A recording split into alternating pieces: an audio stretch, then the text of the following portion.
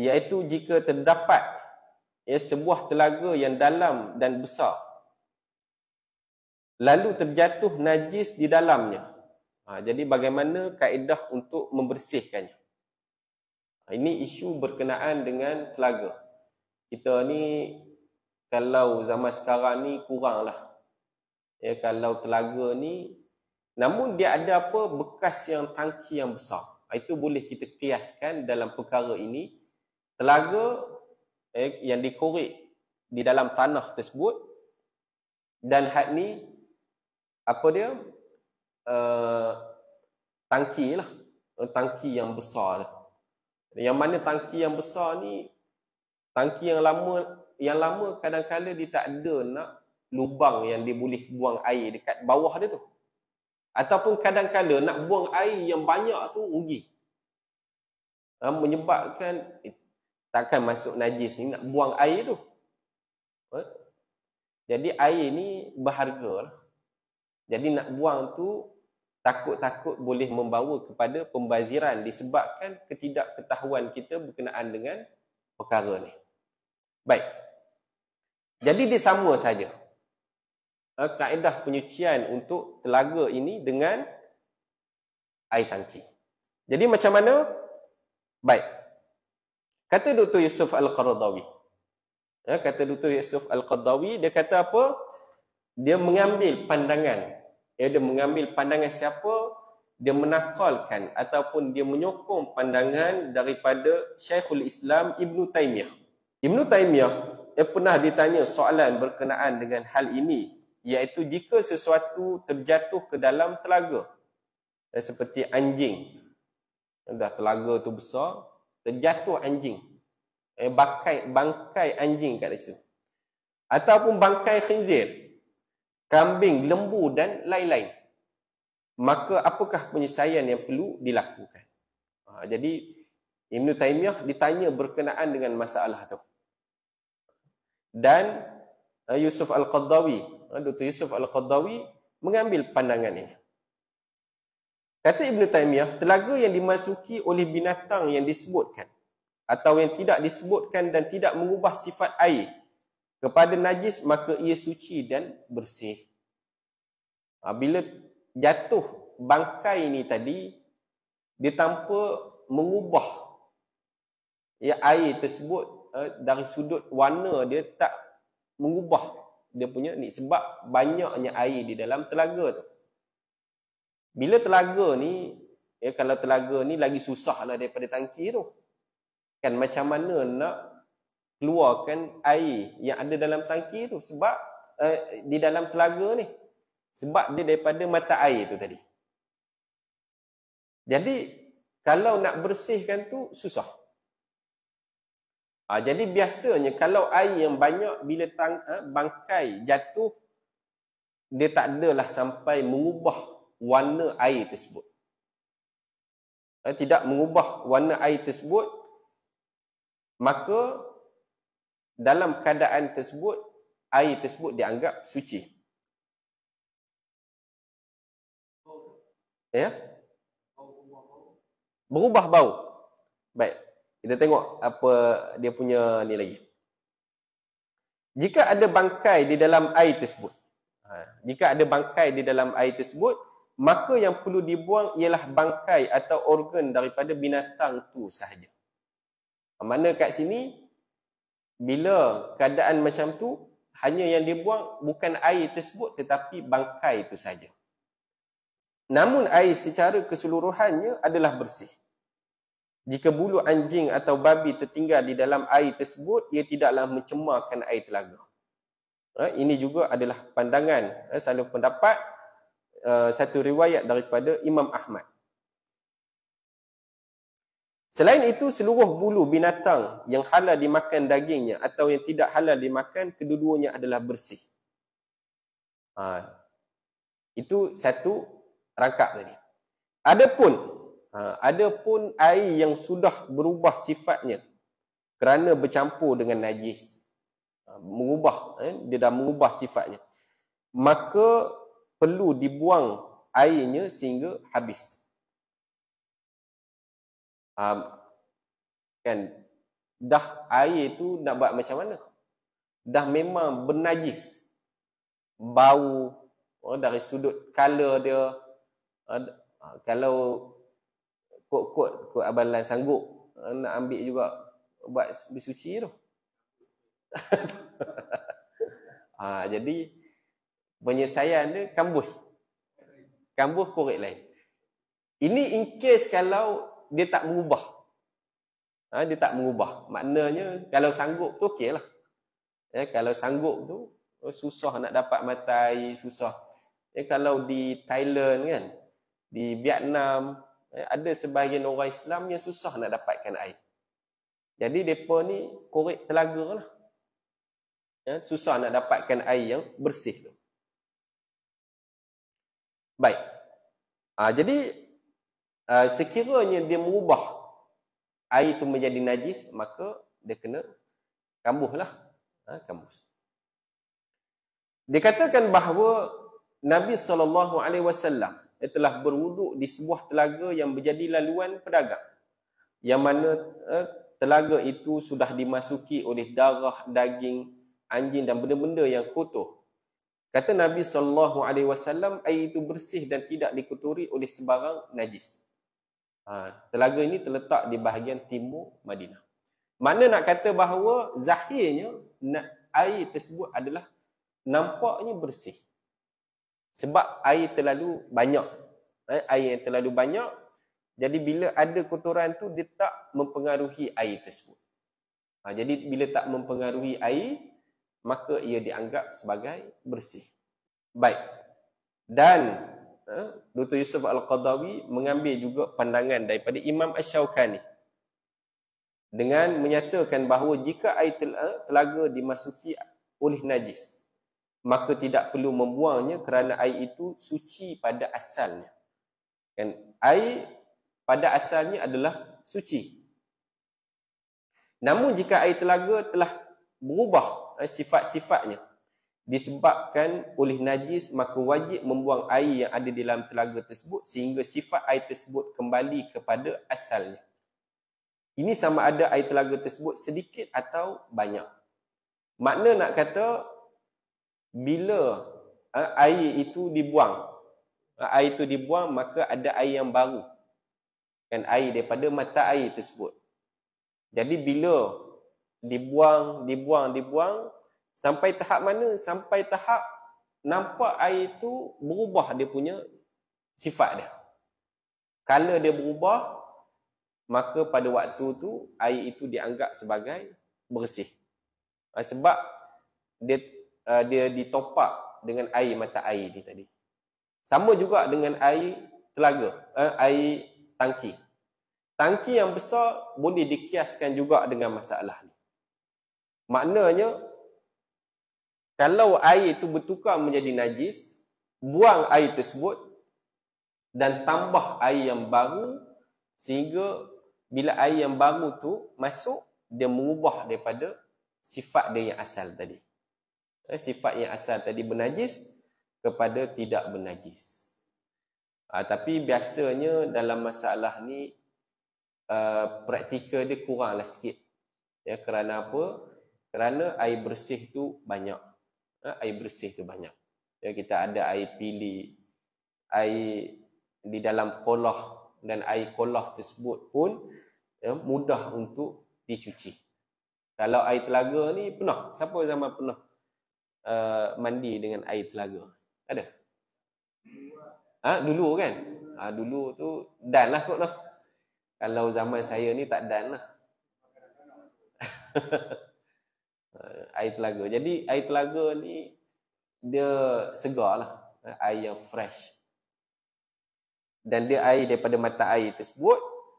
Jadi dia mudah untuk dibersihkan. Sebenarnya dia mudah untuk dibersihkan sebab dia dibawa keluar tu dia ada air yang menggantikan dia.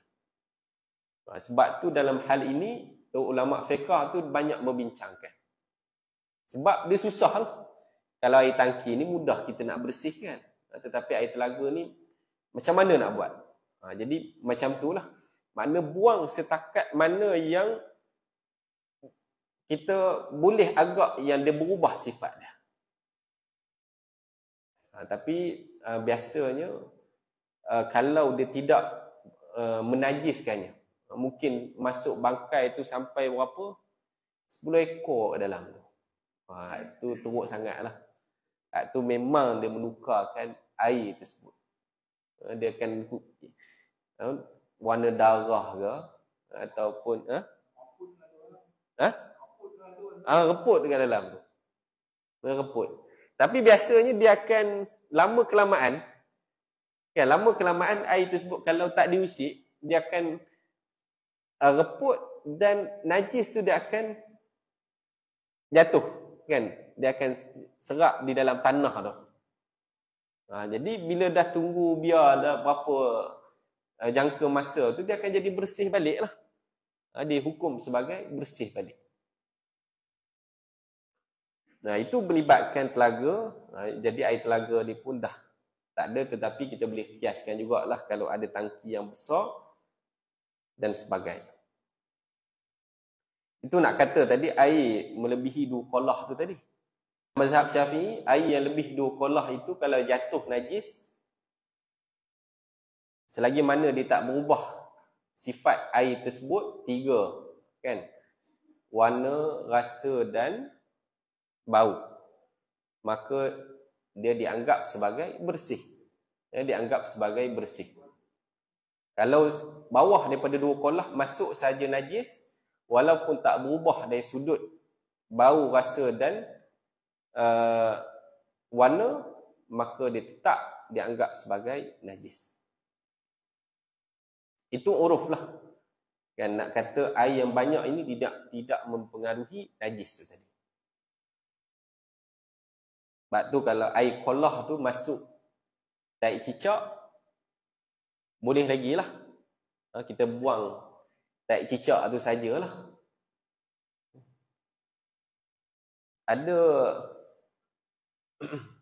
Ada kawan pernah cerita lah.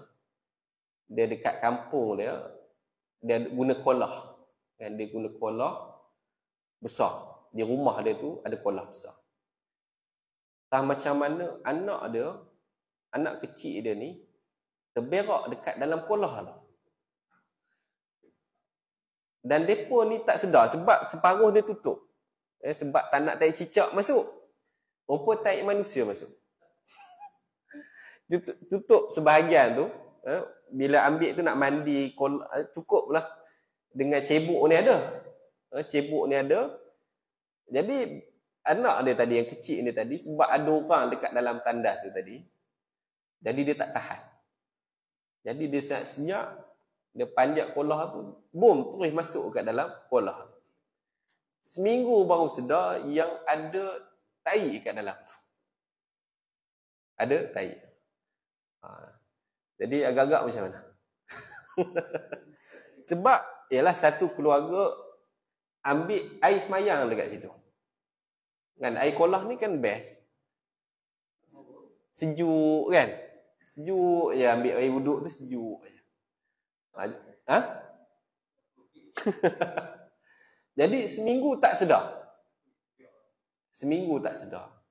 Rupanya ada dekat bawah belah sana. Jadi bila dah sedar tu, macam mana? Nak ganti solat ke ataupun tidak? Jadi dalam masalah tersebut disebabkan mereka pun tak sedar tu, nak katanya makna tak adalah ciri tu. Kan bau pun tak ada, apa semua tak ada.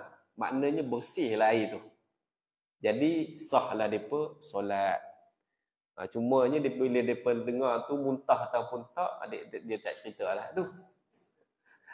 Dia tak ceritalah had yang dia dengar muntah ataupun tidak tu.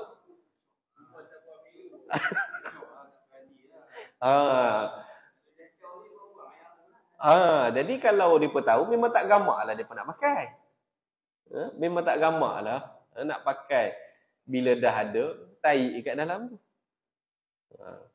Tapi itulah, nak kata nak elak najis yang kecil tu, terpaksa pula tak tahu bila najis yang besar tu jatuh kat dalam. Itu pun bahaya jugalah. Nah, tapi itu saya dengar pun tergelak sakan juga. Tapi nak kata itulah uji kaji dia. Bila dia tak ada bau, rasa dan warna tu, maka air itu dianggap sebagai bersih. Dianggap sebagai bersih. Baik, seterusnya iaitu air yang kotor atau bernajis. Ya, air yang kotor atau bernajis boleh disucikan menggunakan kaedah penyulingan dan bahan kimia. Jadi kan sekarang ini air yang telah dirawat. Kebanyakan air yang kita guna ni adalah air yang dirawat. Mana dalam tangki kita tu, kita pun depa biasa tak heboh lah cerita ni. Kalau kita heboh, dia menyebabkan kita tak lalu nak minum, tak lalu nak makan. Sebenarnya air-air di tangki, air-air kumbahan apa semua sekali itu adalah selepas itu mereka akan rawatnya. Depa rawat macam mana? Adalah kaedah dia tu. Kaedah penyulingan, kaedah menggunakan bahan kimia yang untuk meleraikan antara najis dengan air itu tadi. Jadi kaedah tu boleh tak untuk mensucikan air? Boleh. Ya, kerana apa? Pada asalnya air itu adalah suci. Ya, air itu adalah suci, maka sekiranya dapat dipisahkan. Ya, kalau zaman dulu tak dibincangkanlah perkara ni. Sebab dia adalah teknologi yang zaman sekarang. Jadi kaedah ni macam tu. Air pada asalnya bersih, sekiranya dapat disucikan air tersebut. Air ni tadi dah bernajis kan? Air dah menajis. Jadi bila air itu bernajis, maka ada teknologi yang boleh memisahkan najis dengan air tersebut. Maka perkara tersebut, proses tersebut diiktiraf. Ya, diiktiraf untuk mensucikan air itu. Dan contohnya air dekat Singapura. Itu mereka sangat-sangat menjaga kitaran air tu. Kerana mereka nak pusingkan balik, nak rawat air tersebut. Demikian juga dekat negara kita ini, ya, air-air kumbahan itu yang mereka rawat. Kalau di Brazil kan, di Afrika, Bill Gates buat apa? Bill Gates ni dia cipta satu mesin. Mesin ni selepas orang buang, sama ada buang tai ke ataupun buang air kencing ke, dekat saluran tu, dekat tandas tu lah, dekat tandas tu, air itu dia akan lalu proses. Dia tak adalah besar mana. Dia pernah tengok ke dah? Pernah tengok? Tak pernah tengok. Dia dah lama ni, cerita 5-10 tahun lepas. Dia ada series lah dekat berkenaan dengan yayasan dia tu. Dia bagi tahu apa yang dia buat. Jadi antaranya dia buat satu mesin tu yang buat recycle untuk air. Kerana di Afrika ni air dia tu terlalu limited. Air limited kan. Kalau Amazon yang tempat binatang tu kan, kita selalu tengok National Geographic tu kan, bila dia musim kering tu memang tak ada lah air tu. Jadi mereka ni bila ada zaman kemarau, masa kemarau tu memang susah nak dapatkan air. Jadi macam mana dia buat? Mungkin tak banyak lah mesin tu sajalah untuk menyelesaikan masalah mereka nak dapat air yang bersih ni. Sebab mereka ni banyak yang berpenyakit disebabkan dapat air yang kotor. Jadi dia buat macam mana? Berak dekat situ, kencing dekat situ, dan ada prosesnya tadi untuk membersihkan air tersebut. Last kali dia ada air pilih. Dia ada pilih. Dia lebih kurang besar ni kot. Besar tempat ni. Baca khutbah ni. Jadi dia dekat situ, kita nampak dia punya proses dia tu. Sebab dia tak tutup. Dia nampak prosesnya tu, ada air pilih tu, air pilih tu boleh dibuat untuk minum. Dan dia buat, dia uji diri dia sendiri. Waktu dia nak tunjuk tu. Dia kencing, lepas tu dia proses air tu, air kencing dia tadi. Lepas tu, dia buka air pipe tu, dia minum. Dia minum. Itu kata seller yang berjaya lah. Penjual yang berjaya tu, dia uji kaji diri dia sendiri. Tapi canggih lah. Canggih bila dia buat benda tu. Macam penapis air dekat rumah tu kan. Air kowe, air kuku. Proses dia macam tu lah. Macam mana dia membersihkan air tu. Tapi sejauh mana kowe ni membersihkan air yang najis tu tak pasti lah. Tak pernah lagi buat uji kaji tu. Sebab dia hanya buat air pipe saja. Tapi nak tahu sejauh mana canggih. Kalau air yang ni, kok boleh try ke? Tapi zaman sekarang ini adalah dia punya bahan yang boleh dibuat tu. Kita dah masuk Isyak.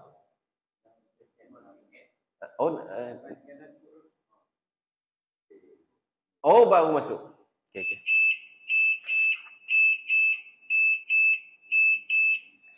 Kita masuk sikit saja lagi, tinggal satu saja, iaitu dalam topik ini, iaitu berkenaan dengan adakah boleh membersihkan najis dengan menggunakan selain daripada air.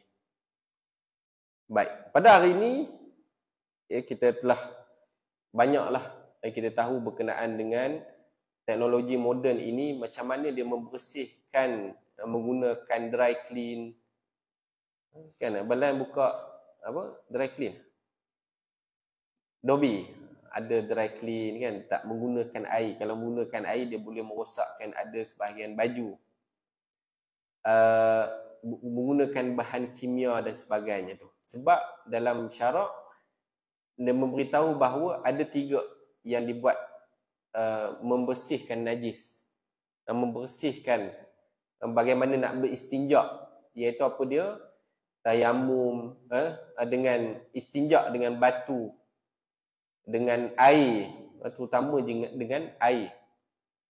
Jadi dalam hal ini air, batu dan tanah, nak kata yang biasa dibincangkan di dalam kitab fiqh, iaitu mensucikan dengan air, batu dan tanah. Maknanya benda-benda ini boleh untuk digunakan sebagai istinja. Namun dalam masalah ni sebenarnya tak ada masalah lah untuk kita membersihkan tu dengan apa sahaja alatan yang boleh selain daripada tu. Maknanya kalau selain daripada alatan, selain daripada air ini boleh mensucikan, tak ada masalah lah. Kerana apa? Kerana dalam hal itu tidak ada bukanlah benda yang dikhaskan ataupun dihadkan. Mesti menggunakan air sahaja.